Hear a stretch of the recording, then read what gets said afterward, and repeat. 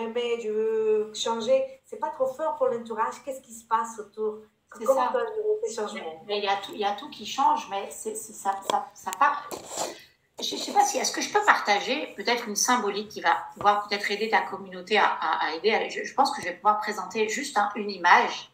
Ok, donc je disais que si tu parles de cette symbolique-là, regarde, c'est un arbre. Si tu imagines que tu es un arbre, tu ne peux pas donner des pommes si tes pommes ne sont pas nourries. Tu es d'accord avec moi? Donc déjà, si tu commences à construire un arbre qui n'est pas le tien, tu vas commencer à être dans le sacrifice.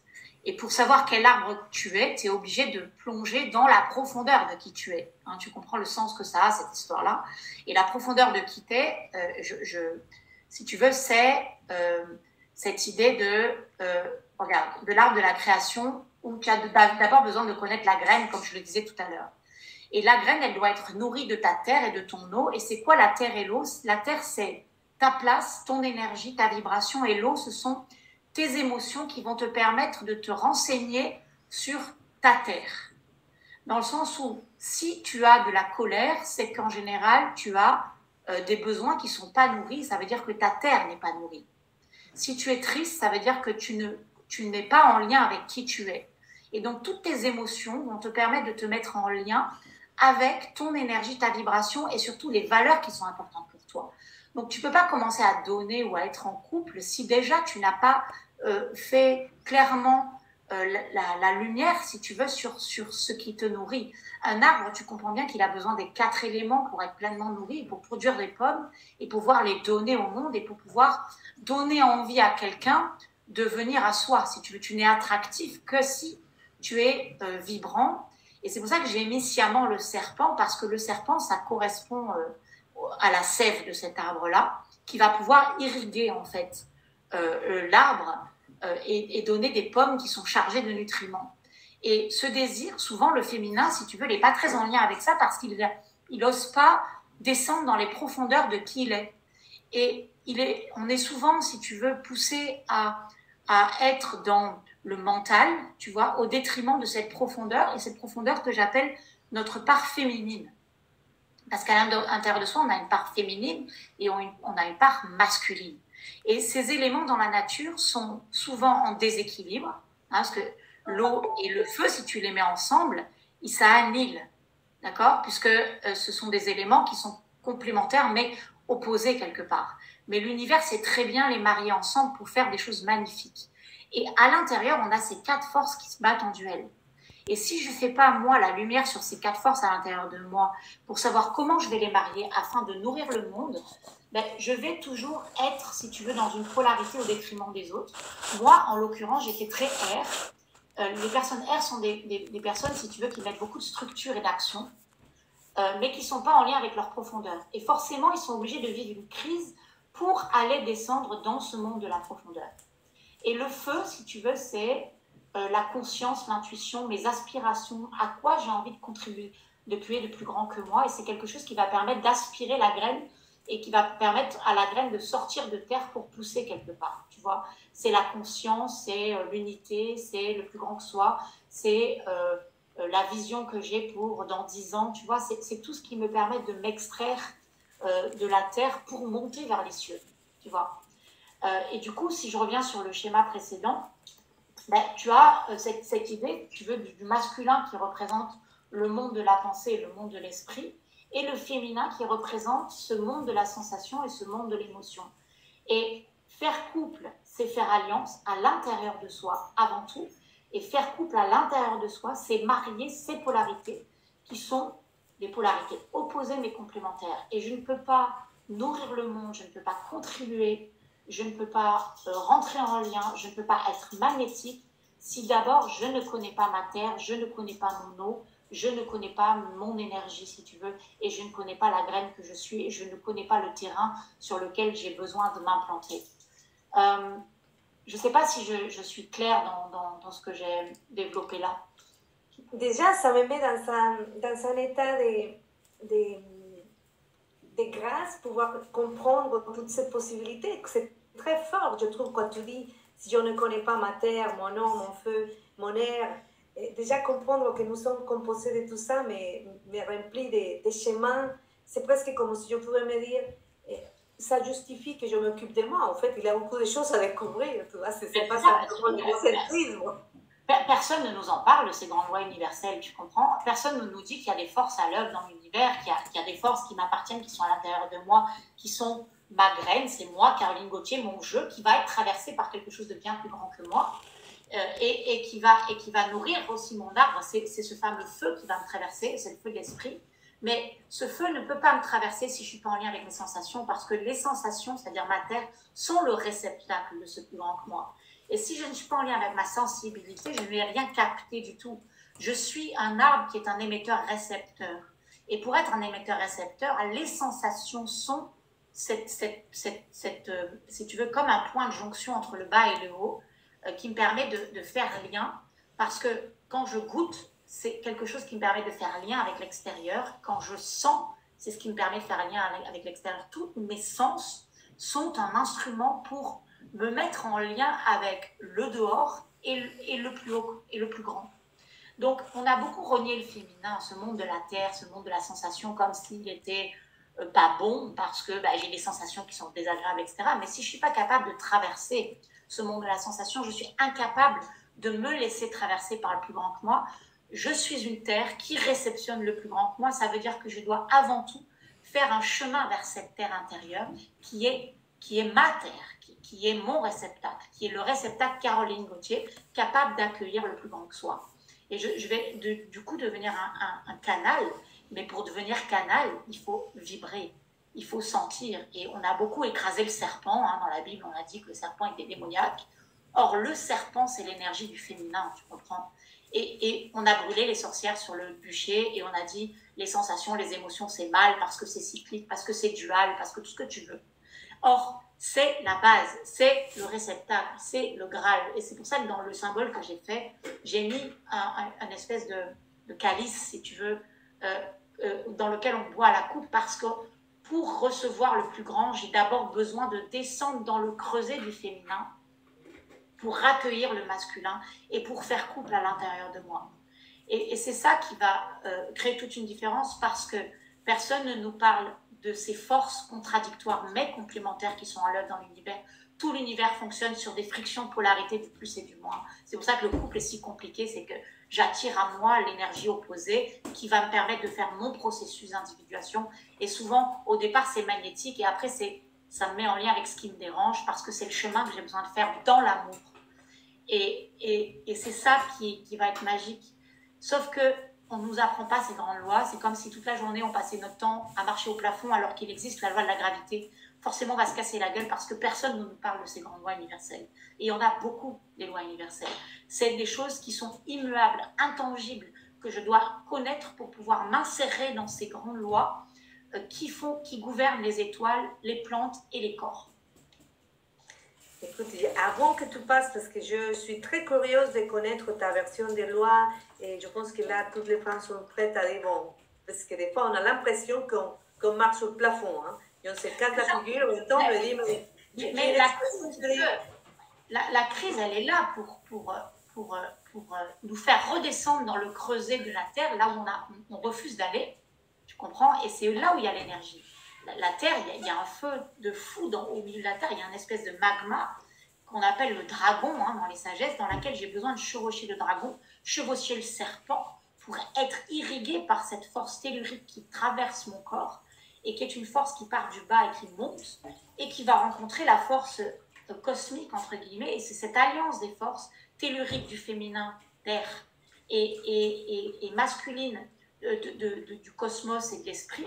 C'est cette jonction qui va faire qu'on va être des gens pleinement humains, en fait, et qui sont dans leur rôle d'humain, et qui ne sont pas en train de créer un monde artificiel dans les il faut et je dois, déconnecter de ma vibration, ma terre et mon nom.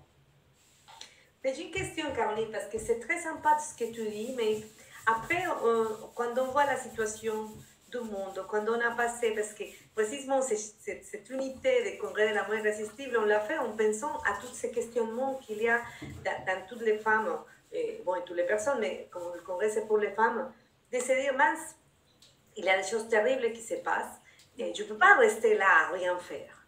Non. Comment faire pour intégrer tout ce que tu dis, d'être attentif de nous, d'aller connaître, d'aller et faire quelque chose ou sentir qu'on contribue vraiment à un monde meilleur au milieu de toute la menace des guerres, de santé, d'invasion, de tout ce qu'il y a maintenant, des crises économiques, des crises de santé. On a toutes les crises possibles maintenant. Cette crise n'est pour moi que le reflet de la masse collective d'ignorance des grands principes sur lesquels le monde repose depuis des millions d'années. Si tu veux, on est dans un cheminement où tout a été fait pour nous éloigner de cette vérité intrinsèque de qui nous sommes profondément. Quand on t'assoit à une table de bureau dès 3 ans, en te disant, en te bourrant le cerveau, si tu veux, on suralimente l'élément R au détriment de ton élan et de ton désir. Et déjà à 3 ans, tu commences à créer un monde artificiel qui n'a rien à voir avec la réalité naturelle de tes élans et de tes désirs. On ne te demande pas qui tu es et on uniformise en fait, puisqu'on a tous le même enseignement, sans te poser la question de savoir qu'est-ce qui t'anime. Et quand je dis animer, c'est qu'est-ce qui me crée des émotions, qu'est-ce qui me crée de la joie, qu'est-ce qui me crée de la colère, pour savoir quels sont mes oui, quels sont mes non, qui je suis. Tout le monde s'en fout, tu comprends, et on s'en fout depuis tellement de siècles que forcément aujourd'hui, on est dans une construction qui n'est que le reflet de nos laisser-faire en fait. Donc on a besoin... moi, je trouve que cette crise a réveillé énormément de gens qui se mettent en quête alors qu'ils ne l'auraient jamais fait sinon. Moi, j'ai démarré un travail sur moi il y a 20 ans parce que je dormais, parce que j'avais un air qui avait comprimé toutes mes émotions. Et l'univers m'a envoyé, entre guillemets, des bazookas pour que je me mette à faire un petit houille, pour qu'enfin je me mette à sentir. Et cette crise, elle a le bénéfice de nous remettre en lien avec nos émotions, avec nos valeurs profondes. Et je vois énormément de gens qui se mettent à bouger là où elles ne bougeaient pas avant. Et si tu veux, ça me permet de dire, ok, c'est quoi mes valeurs, moi? Pourquoi là, aujourd'hui, je ressens de la colère par rapport à ce qui se passe?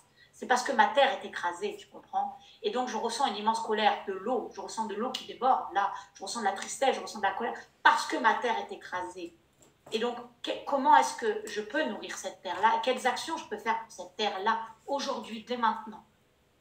D'où le désir de contribuer, d'où le désir d'offrir, d'où le désir de partir en quête, d'où le désir de partager mes prises de conscience, d'où le désir peut-être de monter une communauté, j'en sais rien. Tu vois ce que je veux dire? Et le refoulement est tellement lointain que, effectivement, pour l'instant, c'est l'artifice qui donne l'impression de gagner. Tu vois, mais c'est loin d'être le cas en fait, parce que en sous-bassement, le féminin, entre guillemets, les valeurs féminines, la terre et l'eau, sont en train de gronder très fort. Tu vois, et quand on comprime une cocotte minute, ben, la cocotte minute finit par exploser parce que c'est la loi des polarités pour remettre de l'équilibre dans quelque chose qui se veut linéaire, la sécurité, tu vois, l'immortalité. On est toujours en train d'essayer de comprimer le vivant. Et de plus en plus, mais le vivant est tellement fort que ces gens-là n'ont pas d'autre choix que d'essayer de le comprimer pour garder le contrôle. Tu vois? Je ne sais pas si je réponds à ta question. Oui, et en plus, tu ouvres une autre possibilité aussi, que c'est d'essayer. Donc finalement, si je suis avec cette compréhension, si je sais que je vois dans la colère, que je vois, tu disais, j'aime beaucoup l'image, c'est ma terre qui est écrasée.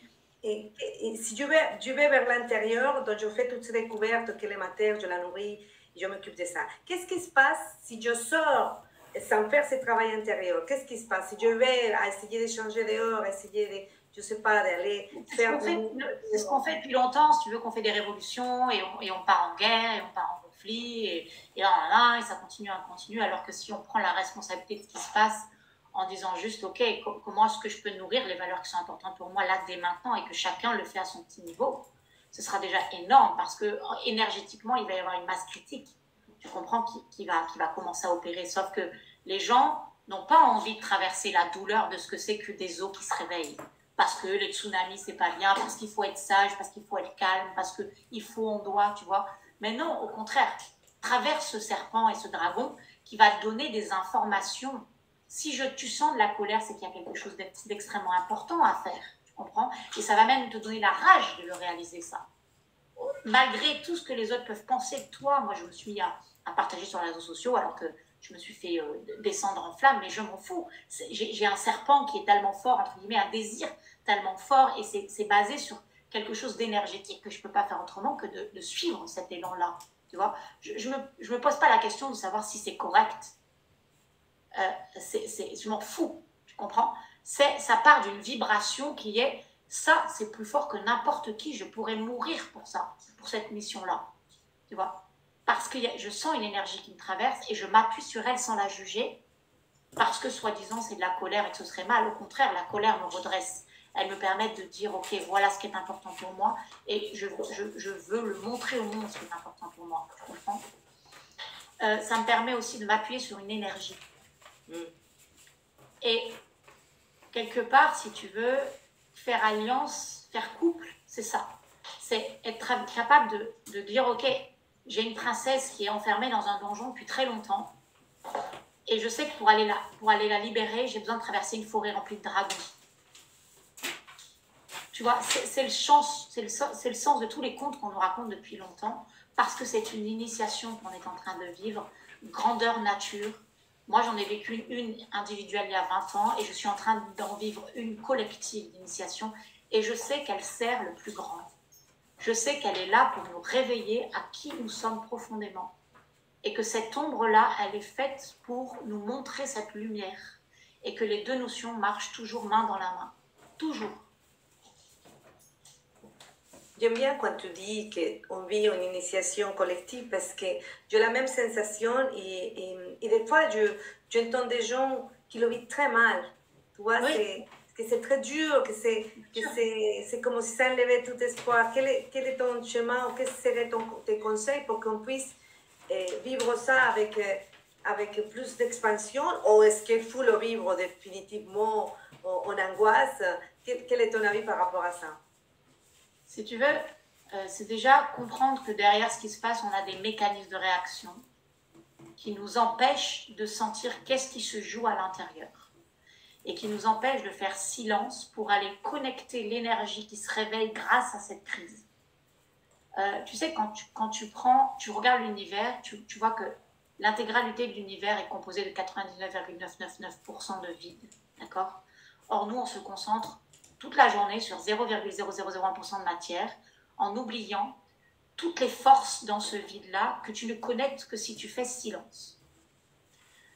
Et comme notre monde est en course perpétuelle, si tu veux, le seul moyen d'arrêter le monde, c'est de lui faire vivre quelque chose de compliqué pour qu'il dise « Oh, j'arrête ma course infernale là, et juste je prends le temps de comprendre qu'est-ce qui est en train de se passer à l'intérieur de moi. » Donc la première chose qui se fait, c'est que, première chose par laquelle je suis passée, parce que au départ, quand il y a eu la crise, comme tout le monde, c'était tellement énorme que les émotions m'ont submergée, que c'était tellement douloureux de les traverser que j'ai mis en place des mécanismes de réaction.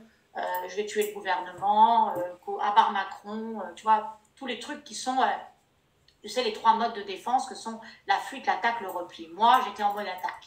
Ok, il y en a qui sont en mode fuite, non mais il ne se passe rien, tout va bien, non mais qu'est-ce que vous racontez, espèce de complotiste? Ceux-là, c'est ceux qui sont en mode négation, je ne veux rien voir, je ne veux rien savoir, je ne veux pas que tu m'en parles. Tu sais, c'est des modes du cerveau reptilien.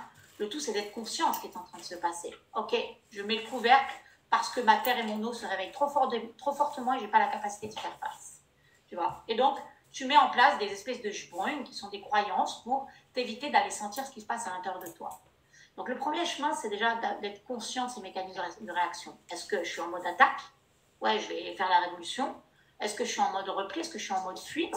Est-ce que je suis en mode je coupe toutes mes sensations et je ne veux pas savoir et je fais comme si de rien n'était et je vis la vie d'avant, tu vois, en essayant de dézinguer tous ceux qui ne penseraient pas comme moi, tu vois? Mais ce sont des mécanismes psychologiques.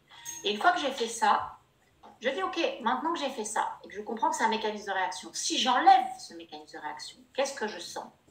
Et là, je vais sentir un dragon, je vais sentir d'immenses colères, je vais sentir une immense tristesse, une immense peur, peut-être même un désespoir, tu vois.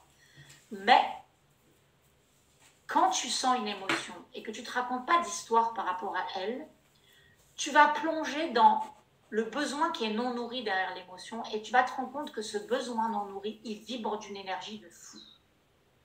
Et ça va te permettre de te rebrancher sur ton énergie. Parce que si tu sens une émotion et que tu mets de la conscience sur cette émotion, c'est ce qui s'appelle faire couple, je mets la conscience de mon masculin sur la sensation que je ressens, sans me raconter d'histoire, je vais commencer à sentir quelque chose qui crépite à l'intérieur de moi. Peut-être une contraction, peut-être une chaleur, peut-être une envie de vomir, j'en sais rien. Mais en tout cas, je mets ma présence masculine sur cette sensation féminine et je suis en train d'être présent à mon flot d'énergie qui est en train de se réveiller à l'intérieur du corps parce que l'émotion n'est qu'une énergie. Et cette énergie va commencer à réveiller à l'intérieur de moi ce fameux serpent qui va irriguer mon corps et qui va commencer à me donner une certaine sécurité intérieure parce qu'au départ, ça permet d'enlever toutes les couches d'émotions que je refoule depuis des millions d'années et ça finit par se transformer en quelque chose de chaleureux et ça se finit par si je fais silence là-dedans, par se transformer petit à petit en une sécurité intérieure et en une énergie qui va me servir de support à mes actions futures. Et c'est ce qui va me permettre de me rebrancher à ma sève, à mes élans, à mes envies. Mais ça passe par une phase de deuil, tu vois, moi qui a duré 2 ans pour le coup, parce que je suis passée par toutes les émotions et que j'ai fait silence et que j'ai arrêté tout business, j'ai arrêté de faire quoi que ce soit. Je regardais les entrepreneurs qui commençaient à continuer à être hyper, tu vois, actifs. Et moi, je dis, mais à quoi bon? J'étais en colère, je me disais, mais à quoi bon nourrir le système, à quoi bon tatata, tu vois, et puis, et je voyais mes mécanismes de réaction, et puis j'ai fini par dire, ok, on arrête tout et juste on écoute ce qui se passe. Ça a duré 2 ans. Et là, aujourd'hui, ça commence à grouiller à l'intérieur de moi d'une espèce d'élan de contribution créative, d'écriture d'un roman qui parle de cette crise mondiale, de création d'une formation sur les lois universelles, sur qu'est-ce que je touche quand je fais silence, sur des vidéos qui expliquent tout ce cheminement. Tu vois. Là, je me remets à être créative pour nourrir le monde que je veux voir demain. Mais forcément, tu as un passage où au départ, tu es dans un champ vide où l'ancien est mort et le nouveau n'est pas encore là. Et c'est super angoissant. Et c'est un peu ce que je t'ai posé comme question tout à l'heure, tu as répondu en partie, mais il y a des choses qui vont se voir autour. Et pour les gens autour de toi, pour les gens, parce qu'on n'est pas la même personne finalement après ces passages. On devient quelqu'un d'autre. Comment ça se passe autour? Qu'est-ce qu'il faut attendre que se passe autour? Parce que des fois, on a envie de changer, mais on a envie de garder toutes les choses qui rien bougent. Tu prends le chemin, si je prends l'image de je suis une graine de pomme au milieu d'un champ de figuier. J'ai passé ma vie à faire des figues parce que toute la journée, à la télé, on me disait c'est des figues qui sont bien, il faut faire des figues, les figues c'est super, etc. Et puis un beau jour, j'essaye de faire des figues et je suis épuisée à faire des figues. J'en ai marre du système figue, j'en ai marre de la matrice figue. Et il y a tout qui se démonte et je descends dans la profondeur de qui je suis.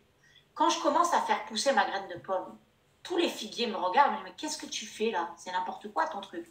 Surtout que quand tu l'as fait sortir de terre, elle est toute petite, elle n'est pas grosse, elle commence à peine à pousser. Et la première chose que les figuiers veulent faire, c'est de marcher dessus, quoi. Tu vois, et toi, tu veux rentrer sous terre parce que tu te sens trop fragile, etc. Donc la première chose à faire, si tu veux, c'est déjà comprendre que personne ne va te soutenir autour de toi. Tu vois, mais que tu as suffisamment d'élan et de sève à l'intérieur pour pousser quand même et peut-être te planter sur un terrain de pommier, tu comprends, qui va soutenir cet élan-là. D'où la communauté ici que tu es en train de créer, qui sont une communauté de gens qui se comprennent, qui peuvent parler de leurs émotions, qui peuvent partager leurs valeurs, qui peuvent, tu vois. Ben, il faut arrêter d'aller. Moi je veux dire, j'ai plein de gens qui m'ont éjecté. Hein. J'ai perdu des amis, j'ai perdu des trucs.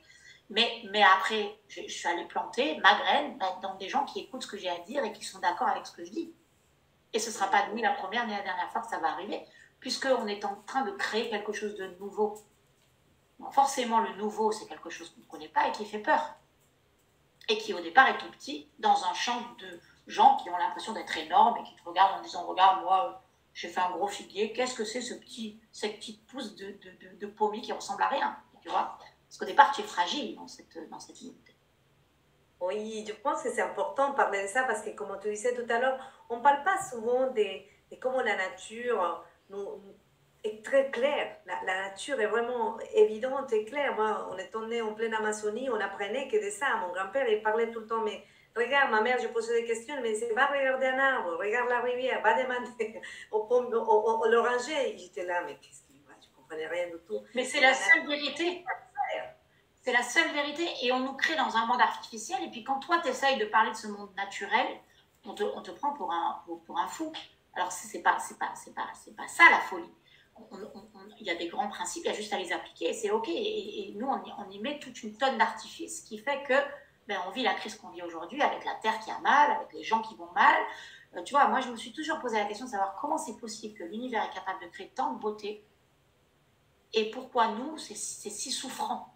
Tu vois, on voit bien qu'il y a quelque chose qui est à l'œuvre, qui nous déconnecte de cette vérité intrinsèque, naturelle, et qui nous éloigne de notre nature, qui est d'être un arbre au même titre que les arbres. C'est-à-dire qu'on est composé de ces éléments, on est composé d'une énergie qui nous irrigue. Qui en parle de ça? Qui parle de cette énergie à l'intérieur des corps? Personne, en tout cas pas sur les bancs de l'école, tu comprends? C'est pour ça qu'on est là aussi. Tu vois, et c'est tout. Vas-y, je t'écoute. C'est pour ça qu'on est là aussi, parce qu'on a envie d'entendre ce genre de choses. Je t'ai coupé. Ben oui, c'est ça. Et du coup, ces grands principes, je veux dire, il y a des lois, il y en a plein. Là, je t'ai parlé des lois des 4 aliments, mais il y a la loi des polarités. Oui, j'aimerais bien t'entendre parler de ça. C'est la question que j'allais te poser. Donc, viens nous parler de ces autres grands principes de la nature, parce que je sais que tu es une grande étudiante. Là, tu vois, j'ai posé quelques principes, tu vois, ce sont le féminin, le masculin à l'intérieur de soi, quels sont ces 4 éléments qui se battent en duel, tu vois, quelles sont les polarités qui sont plus ou moins, parce qu'on a des préférences de polarité, il y a des gens qui sont très air, mais d'autres très haut. Tu vois, une personne très haut, ça va être une personne empathique, mais qui n'est pas en lien avec sa terre. Et du coup, elle est tout le temps en train d'être dans le service parce qu'elle est en fusion totale avec l'autre, mais elle oublie son territoire. Tu vois? Et ça, c'est très féminin, hein, du coup, comme action. Du coup, elle va déborder, celle-là. Au bout d'un moment, on va lui dire, mais qu'est-ce qui lui arrive d'un coup? Tu vois? Parce qu'elle a nié ses besoins profonds. Donc, il y a plein de choses qui permettent, avec ces éléments, de se connaître profondément pour déjà savoir comment je crée un arbre. Mais créer un arbre, c'est pas tout, c'est que tu crées cet arbre en lien avec l'univers et avec les autres, tu vois. Et donc, il y a besoin aussi de comprendre comment fonctionnent ces grandes lois. Donc, il y a par exemple toute la géométrie sacrée qui permet de canaliser l'énergie, tu vois. Et quand, par exemple, moi j'utilise beaucoup une symbolique qui est le sceau de Salomon, tu vois, qui est cette alliance du bas, qui est le triangle du bas et le triangle du haut, le masculin et le féminin, qui mariés, si tu veux, créent ce qu'on appelle le sceau de Salomon, hein, qui est un portail. Donc personne aussi nous parle de la façon dont tu peux utiliser le symbole comme moyen de canaliser les forces de l'univers, tu vois. Puis il y a la loi des polarités, et puis il y a la loi du momentum, et puis bon, je pourrais passer des heures, tu vois, à parler de ces grands principes qui gouvernent en fait notre façon de faire. Donc la première chose, ce serait déjà de comprendre les lois de l'univers. La deuxième, c'est parler ce langage, tu vois. Comment je me connecte, parce que je ne sais pas moi tout seul, c'est moi et les forces autour de moi, tu vois. Et ensuite, c'est intégrer ça corporellement pour pouvoir agir à partir de là et surtout contribuer, c'est-à-dire que si je crée un arbre, je sais que je vais nourrir la personne d'à côté avec, et je sais que ça va être comme dans un grand champ de permaculture où chacun contribue à l'ensemble. Je suis conscient, par exemple, que moi, je suis une cellule du foie, toi, tu es peut-être une cellule du pancréas, tu vois, mais je ne vais pas m'amuser à me dire, je vais prendre tout le corps, je vais faire que du foie, que du foie, que du foie, comme ça, toi, je te tue, tu vois, c'est tout pour moi, comme aujourd'hui, le système économique est basé là-dessus, tu vois, j'essaye de garder, sans prendre conscience que je suis en train de tuer le pancréas à côté de moi, qui pourtant fonctionne pour le corps global. Tu vois, il y a aussi besoin d'avoir la conscience de comment interagissent tous ces éléments au service de l'ensemble.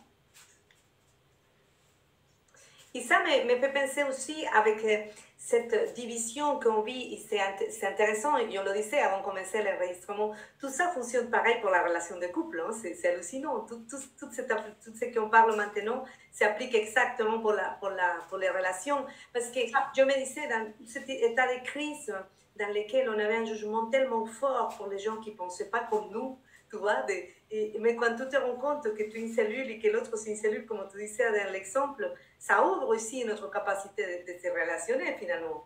C'est ça, parce qu'en fait, si dans le couple, tu n'as pas ce qu'on appelle le 3 qui permettent de faire que le 2 fonctionne. Le 3, c'est à quoi contribue le couple. Tu vois, c'est qu'il faut comprendre qu'il y a toujours quelque chose qui doit être le haut d'une fusée et qui permette à ce que la dualité ne se confronte pas en permanence, parce que quand on rencontre quelqu'un, il est forcément opposé et à soi, parce que c'est la loi des polarités qui est magnétique, le plus rencontre le moins. Tu vois, donc au départ c'est génial, mais après ça crée conflit, parce que le couple a comme initiation de créer du 3, de créer quelque chose de nouveau, auquel les deux forces vont donner leur énergie et leur mission. Donc il faut une mission commune dans un couple. Si tu n'as pas ce chapeau-là, forcément ça va finir par péricliter. Et c'est en ce sens où le couple est initiatique, pour découvrir les grandes lois aussi universelles à travers lui. Je suis totalement d'accord avec toi. Et Caroline, une loi que j'aime beaucoup, je pense que tu pourras nous... je sais que tu pourrais parler beaucoup, mais si on parlait de cette loi de donner et recevoir, dans ce moment de contribution, ça va nous aider aussi dans l'idée de la relation, dans cette idée aussi de donner, qu'on aime bien les femmes. Comment ça fonctionne dans l'univers et dans la nature, la loi de donner et recevoir? Donner et recevoir, pour moi, c'est d'abord se connecter à qui je suis. Je ne peux pas donner si je ne suis pas irriguée. Chaque comment dire, animal ou chaque végétaux, qui pour le coup lui n'a pas de mental, il a juste l'instinct et il n'a pas la conscience aussi de qui il est. Du coup, il est complètement connecté à ses besoins. Il n'a pas d'état d'âme, il n'a pas de culpabilité, il est juste relié, tu vois. Et donc, comme il est relié, il fait ce qu'il a à faire, il est, point. Mais nous, on nous a mis un cerveau et une conscience, c'est-à-dire quelque chose qui est par-dessus ce féminin. Alors, les animaux sont dans le féminin, quelque part, entre guillemets. Et ce masculin a tout écrasé, normal, puisqu'il expérimente. C'est pas pour juger au début, tu vois. Sauf que cette conscience, elle doit se mettre au service de ce vivant, si tu veux, qui est le féminin, tu vois. Et c'est en faisant cette alliance-là que je vais pouvoir effectivement donner et recevoir, tu vois. Parce que je suis d'abord en lien avec ma graine. Moi, j'ai beaucoup de mal avec le don, dit comme ça, posé comme ça, sans que ce don soit irrigué de la racine de la terre. Si tu veux, la terre, elle a un magma à l'intérieur d'elle, une énergie. Nous, c'est pareil, notre énergie est dans le hara. Si je déconnectais ce hara, je ne vais pas pouvoir irriguer mon cœur. Parce que l'énergie, elle est montante comme ça, et tu vois, et elle va irriguer, elle va donner à partir de ce feu qui part du premier, du deuxième chakra. Tu vois, ça répond à ta question? Oui, et... Ah, ça a coupé. Alors, ouais, ça a Ouais. coupé, donc c'est mon internet qui est nullissime. Ok. Attends, là. Ouais, c'est parfait. Oui, ça répond exactement à ma question et je pense que c'est important de revenir encore une fois à cette possibilité que oui, nous sommes là pour donner, que oui, nous sommes là aussi, en plus les femmes, on est accueil, on est un calice, on est pour recevoir aussi. Et quand on est déjà dans cette clarté, finalement, comment savoir à quoi je dois contribuer? Ça, c'est une question qu'on se pose aussi, surtout quand on est, des fois, quand on est toute seule, mais aussi quand on est en couple, on commence à se poser cette question. Voilà, on a construit, on s'est rencontrés, on a des enfants, on a fait des choses. Maintenant, à quoi est-ce que je dois contribuer? En fait, ça ne peut pas être ma tête qui répond à cette question. Ça peut être que mes élans vibrants. Et c'est ça qui va permettre d'appuyer l'action future. Dans le sens où je dois être capable d'être en lien avec chacune des émotions qui me traversent, parce qu'elle va me renseigner sur mon besoin. Si l'émotion qui me traverse, c'est la joie, je sais que j'ai envie d'aller vers. Mais si l'émotion qui me traverse, c'est de la colère, ça veut dire que j'ai besoin de poser une limite. Si je suis incapable de connaître mes non, je vais être incapable de poser des vrais oui. Et on est tellement élevé dans ce côté sacrificiel que la colère est tellement donnée comme quelque chose de mauvais que pourtant cette émotion, c'est celle qui me permet de connaître ma limite et du coup de connaître mon territoire, qui fait que le couple peut fonctionner et que du coup je vais pouvoir donner quelque chose, parce que ça va partir d'un vrai oui et pas de quelque chose de sacrificiel. Tu vois la différence? Et du coup, chaque émotion va me renseigner sur la prochaine action, mais encore faut-il que je sois reliée à cette émotion-là. Et la plupart des gens sont déconnectés de ce vivant et de cette énergie. Donc, pour moi, le premier chemin, c'est faire ce chemin sur l'énergie. Et ça veut dire faire un travail sur la seule chose qui compte pour moi, c'est le sensible. Et ce sensible, c'est le réceptacle de l'autre et du plus grand. C'est ça qui va me permettre d'être en lien.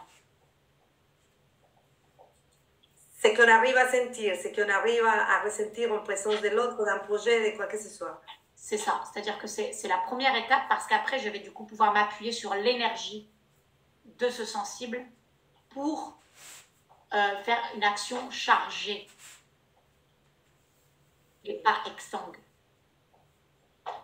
Et ça, c'est la base de tout.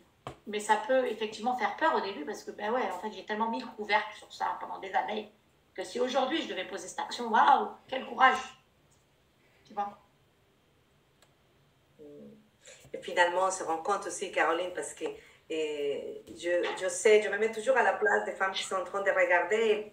Je sais que vous pourrez vous dire, oui, mais Caroline, Marie-Isabelle, elles sont des femmes fortes. Mais on a toujours les mêmes peurs, on a tout le temps cette angoisse, on a tout le temps cette perception. Et je pense que c'est à force de faire des choses, ils se rendent compte que finalement, ce n'était pas si grave que ça. Que finalement, les changements, on était forts, mais qu'on arrive de toutes les façons à les dépasser, qu'on est de plus en plus disponible à aller et donner, mais avec notre conviction profonde, non pas n'importe comment, pas dans les conditions de tout le monde. Si j'ai quelque chose à donner, et tu sais, je l'ai donné dans mes conditions, dans les conditions qui voilà, sont pleines et bonnes pour moi. Il y a une phrase que j'aime beaucoup.